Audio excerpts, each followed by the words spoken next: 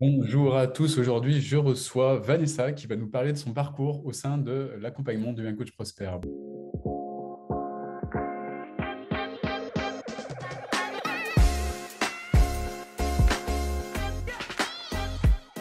Bonjour Vanessa Bonjour Olivier.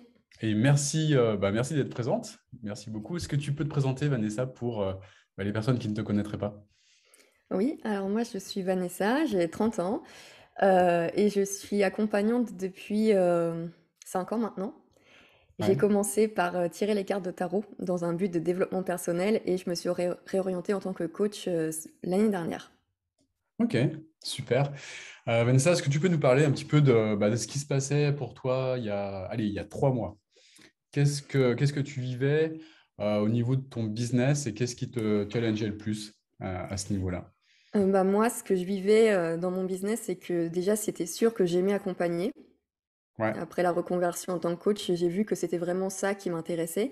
Mais là d'accord. où j'avais des difficultés, c'était vraiment de trouver des clients et de rendre mon business prospère. Je passais beaucoup de temps à galérer, à essayer de faire des posts, à envoyer des newsletters, à faire des petites offres gratuites, comment ça Hmm. s'appelle, des opt-in PDF pour attirer des gens. Ouais, Et ça marchait pas. d'accord. Ça marchait pas. Et du coup, comment tu le vivais, tout ça? Ça te prenait de l'énergie Oui, oui, ça me prenait quotidienne? beaucoup d'énergie, de temps. Et puis aussi, ce que j'avais remarqué, c'est que ça dévalorisait un peu mon image. Enfin, moi, le fait de voir que ça marchait pas, ça finissait par avoir un impact sur ma vision de moi-même et sur ma capacité à réussir. Hmm, hmm, ça marche. Donc, ouais, les solutions que tu envisageais à l'époque, c'était toutes les solutions à base de cadeaux gratuits que tu offres en échange de C'est ça. l'adresse mail, c'est bien ça? Cadeaux gratuits, puis aussi les petites offres. Donc j'avais fait une petite formation qui était pas très chère, hein, ça devait coûter une trentaine d'euros. Ça disait de créer une petite offre à 7 euros euh, pour, euh, pour attirer des clients qui après vont acheter l'offre premium. Et juste après, je suis tombée sur ta masterclass où tu disais, mais ça marche pas. Ok, excellent. Donc, du coup, ça fonctionnait pas pour toi à ce moment-là. D'accord. Non. Du coup, j'allais te poser la question, pourquoi tu as choisi de travailler avec moi? Mais ouais, tu as répondu à la question. Je suis tombée sur la masterclass du coup. Ouais. Et là, ça m'a vraiment percuté parce qu'en gros, toutes les stratégies que j'avais essayé de faire, c'était celles qu'il fallait pas faire. En gros, donc les cadeaux gratuits, les petites offres à 7 euros. Moi, j'aimerais bien lancer un podcast. Je le ferai, mais pour le kiff et pas Ouais. pour attirer des clients. Du coup, Hmm. mais moi, dans l'idée à la base, c'était de lancer un podcast pour attirer des clients, donc encore du gratuit pour attirer les clients. Et je me suis dit, bon, en fait, là, il y a un truc que t'as pas compris, c'est que tu fais beaucoup de choses, tu mets beaucoup d'énergie, et là, t'as pas de clients. Ou très peu, quoi. Très peu de retour sur investissement, finalement. Et donc, du coup, je me suis dit, bah, j'ai bien aimé ton énergie, j'ai bien aimé la simplicité, le côté à la fois très, comment dire, très connecté à l'intuition, mais aussi très business, parce que souvent, les coachs orientés intuition, ils sont moins terre à terre, et j'ai bien aimé le mélange des deux. Et du coup, je me suis dit, bah voilà, je vais m'offrir cette formation et, euh, et je vais faire confiance à ce qui se passe. Ok, super. Et qu'est-ce qu'il se serait passé à ce moment-là si tu n'avais pas pris cet accompagnement? Pour moi, ne pas prendre cet accompagnement, ça aurait été vraiment continuer dans ce cycle où je m'écoute pas, où je me fais pas Oui. confiance, et ça aurait continué comment dire, d'alimenter le cycle de dévalorisation de moi. Alors que Hmm. là, même si c'était un investissement important pour moi, bah, c'était aussi me dire je mérite d'investir en moi et juste faire confiance aussi à ce qui va se passer, quoi. Hmm. Hmm. Ça marche. Justement, quelles ont été les peurs que tu as pu avoir au départ au moment de l'achat, si tu en as eu? Je me souviens avoir posé à la personne de ton équipe que j'ai eu au téléphone la question, mais pourquoi moi, en gros, pourquoi j'y arriverais moi? Et lui m'avait répondu, bah pourquoi pas en fait. Et là, ça m'avait fait pareil, un espèce de petit électrochoc. Je me suis dit, mais oui, pourquoi, alors que c'est l'inconnu total, je pars du principe que je vais pas y arriver, Ouais. et alors que les gens avec qui je travaille croient en moi. Et donc il y avait cette peur en fait de pas y arriver. Donc à la formation, au coaching, à l'accompagnement, mais aussi c'est une peur que j'avais en général dans la vie, de toujours galérer quoi. Et il Hmm. y avait aussi au début la peur par rapport à l'investissement financier, Hmm. mais c'est parti assez vite en fait parce que le contenu de ce qu'il y a dans l'accompagnement m'a vraiment convaincue. Pas en termes que de valeur, mais aussi tout ce que ça m'a apporté en fait, ça vaut largement plus de ce que j'ai investi. que ce Hmm. soit en termes de croissance personnelle, en termes de perspective business, ça vaut largement. Donc j'ai très vite, cette peur est très vite partie. Et après, au cours de l'accompagnement, comme c'est très dense, c'est vraiment très très dense, j'ai eu la peur de ne pas réussir à finir en temps et en heure. Et ma coach, en fait, m'a bien aidée en me disant que de toute façon, j'allais à mon rythme, que c'était OK, et que si je finissais pas, c'était pas grave, enfin, et qu'au au final, j'ai réussi à visionner tous les modules, à faire ce que j'avais à faire. Et voilà, faut pas écouter les peurs, faut se faire confiance, et puis les coachs sont là pour nous guider quand on est en panique. Yes, bravo en tout cas. Super. Comment ça s'est passé au départ quand t'es arrivé dans l'accompagnement? Comment tu as été accueilli? Bah, j'ai été très bien accueillie. Donc moi, Ouais, j'ai été coachée par Marie. ouais. Et elle m'a mise dans le groupe des personnes qu'elle accompagnait aussi avec la formation. Donc du coup, ça permet d'avoir un petit groupe plus restreint de personnes avec qui échanger, Hmm. de personnes qui sont plus avancées que soi quand on arrive. Donc ça, c'est chouette aussi. Ça m'a permis d'avoir des feedbacks sur ce que je faisais et puis d'avoir toujours une accroche. Et j'ai bien aimé aussi le groupe Facebook qui permet de voir les gens avancer. Mais parfois, je t'avoue que de voir certaines personnes qui partagent leur réussite et quand toi tu galères, ça, moi, parfois, ça m'a démotivée. Mais il y a aussi des fois où ça m'a inspirée. Je me suis dit, OK, si eux, ils y arrivent, il n'y a pas de raison. On a tous l'accès au même coach, Ouais. au même contenu. Donc, il n'y a pas de raison que j'y arrive pas, quoi. Hmm. Hmm. Donc c'était quelque chose qui t'a plutôt tiré vers le haut ou vers le bas finalement? Le fait d'être Bah, des personnes un peu plus avancées que toi au départ. vers le haut, même si parfois je pouvais me comparer. Et quand je rentrais dans la comparaison, ça tire vers le bas forcément. Mais Hmm, c'est bien là sûr. aussi où c'est bien d'avoir un coach parce que pouvais partager avec Marie mes doutes et elle pouvait me remettre moi en face de mon chemin à moi plutôt que de me comparer aux autres. Hmm. Hmm. Yes, super. Qu'est-ce que tu as débloqué en termes de croyances, en termes de peur au niveau interne? Au niveau interne, ben, moi j'ai débloqué pas mal de croyances au niveau personnel déjà. Ça m'a vraiment permis de revoir ma façon de penser, de revoir mes croyances, pas mal de croyances autour du fait de réussir, de mériter les choses qui sont parties. Ça m'a permis de mettre en place des routines aussi, très efficaces pour moi. Et au niveau business, en fait, ça m'a ouvert des perspectives que j'imaginais pas. Puisque moi, à l'époque, avant de commencer Coach Prosper, du coup, comme je te disais, j'étais en mode faut donner du gratuit, faire des petits trucs pas chers, etc., pour vendre du premium, ce qui en fait n'a pas forcément de sens.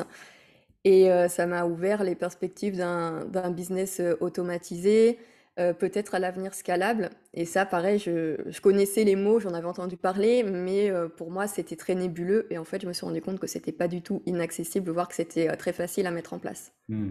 Ouais, super. Super. Est-ce que tu as eu des difficultés pendant le parcours? Ouais, tu en as déjà un petit peu parlé. Ben, moi, j'ai eu des difficultés au début sur le boost organique, Ouais. donc qui consiste à aller parler à des gens globalement sur les réseaux sociaux. Et moi, en fait, ça me faisait peur parce que je ne me pensais pas capable et j'avais peur qu'on me rejette aussi. En fait, ça s'est pas du tout passé comme ça. Les gens étaient très contents de me parler.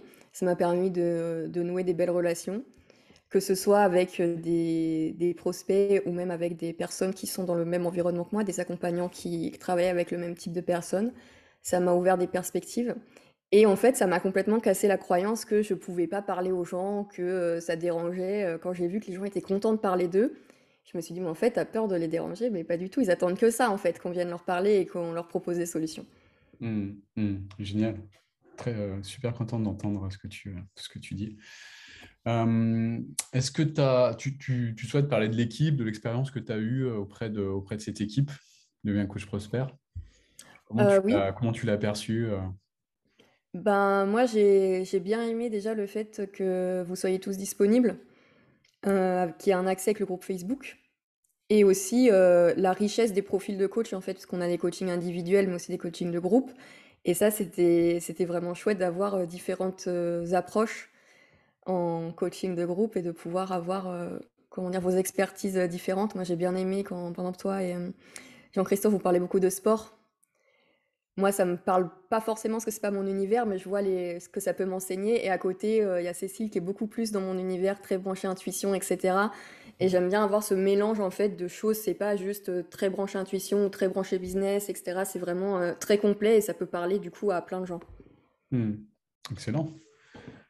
Quel aspect de l'équipe t'as le plus apporté ou t'as le plus inspiré? Euh, Qu'est-ce qui m'a le plus inspiré? Bah, c'est la capacité à répondre à nos questions. Par exemple, en coaching de groupe, notamment, d'avoir toujours une réponse pertinente, quel que soit le coach en face d'ailleurs, et de pouvoir nous diriger vers des solutions adaptées. Et ce que j'ai vraiment apprécié, c'est un espèce de, comment, je sais pas comment appeler ça, un coaching dans l'action. Donc quand j'étais bloquée, bah, on me disait parfois de faire un truc et ça débloquait la situation. Alors que j'ai déjà fait des coachings avant, enfin été coachée par des coachs qui voilà, me faisaient beaucoup parler, etc. C'était chouette, mais ça me faisait pas toujours avancer. Alors que là, bah, une fois que l'action était faite, ça me débloquait complètement et ça libérait une énergie de fou. Excellent, excellent. Qu'est-ce qui a changé au niveau de ta vie aujourd'hui? Qu'est-ce qui a changé au niveau de ma vie? Bah, je dirais c'est mon mindset surtout qui a changé. Ma façon de voir les choses, ma façon d'envisager, mon business et d'envisager la vie aussi. Parce qu'avant, j'étais vraiment dans un état d'esprit très limité et du coup limitant, parce que je voyais pas tout ce qui était possible. Et là, en fait, je vois que c'est possible d'aller plus loin. Et ce que ça m'a apporté aussi de faire coach prospère, c'est vraiment de, comment dire, ouais, de voir qu'il faut pas se limiter à ce qu'on voit. Je sais pas si c'est clair, mais moi, quand j'ai fait coach prospère, c'était l'inconnu total. Et je Hmm. vois que ça a changé déjà vraiment beaucoup de choses dans ma vie. Et j'aurais pu ne pas faire ce choix de faire coach prospère, et je l'ai fait. Et je regrette pas. Et à l'avenir, je sais que je pourrais de nouveau investir sans savoir où ça va me mener, parce que même si on n'a pas forcément de visuel sur ce qu'on va faire, ce qu'on va obtenir comme résultat, ben, le chemin est juste vaut le coup d'être vécu, quoi. Hmm. Excellent. Et quels sont les impacts de ces changements au niveau de ta vie au quotidien? Hum, les impacts, c'est-à-dire? Quels impacts ces changements ont-ils, provoquent-ils en fait, au niveau de Hum, ce que tu vis maintenant? ben, déjà, je m'écoute plus, j'écoute plus mon rythme, Ouais. ce que je faisais pas du tout. Donc, pendant l'accompagnement, j'ai vécu une période difficile où j'y arrivais plus parce que je m'étais trop mise à fond dessus. Et grâce à Marie et Cécile notamment, bah, j'ai appris à m'écouter et donc à fonctionner à mon propre rythme qui n'est pas linéaire. Et en même temps, je sais que je suis très bourrine. Et Cécile m'a dit, mais c'est ok d'être bourrine, mais dans ce cas-là, tu peux caser dans ton emploi du temps les moments off tout de suite, si tu sais que tu fonctionnes toujours comme ça. Et bah, du coup, je me culpabilise plus. Quand du coup, j'arrive pas à être régulière, soi-disant, c'est pas que je suis pas régulière, c'est juste que je me forçais à prendre un rythme qui n'était pas le mien. Hmm.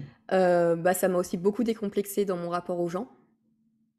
Clairement, maintenant, j'hésite plus à aller parler aux gens, à demander ce que je veux, à poser des questions, à rentrer en contact, sans stresser de ce que la personne va imaginer, sans projeter des choses sur la personne, parce qu'en fait, je suis pas dans sa tête. Et, euh, et ce que ça m'a permis aussi, c'est de dégager de l'énergie pour des projets qui n'ont rien à voir avec le coaching, mais qui me tiennent à cœur, notamment l'écriture d'un roman et l'écriture de chansons. Parce qu'avant, j'avais plus l'énergie pour ça, vu que je me penchais trop sur des stratégies qui me menaient à rien dans mon business. J'avais plus d'énergie pour la partie créative. Et là, c'est revenu. Donc, ça, c'est vraiment hyper positif parce que c'est Génial. une problématique que j'avais depuis l'an dernier que j'arrivais pas à solutionner, quoi. Hmm.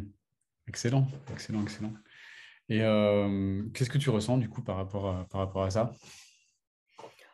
Beaucoup de joie, beaucoup de légèreté, mais aussi beaucoup de puissance. Vraiment, je me sens capable de faire des choses que je pensais impossibles.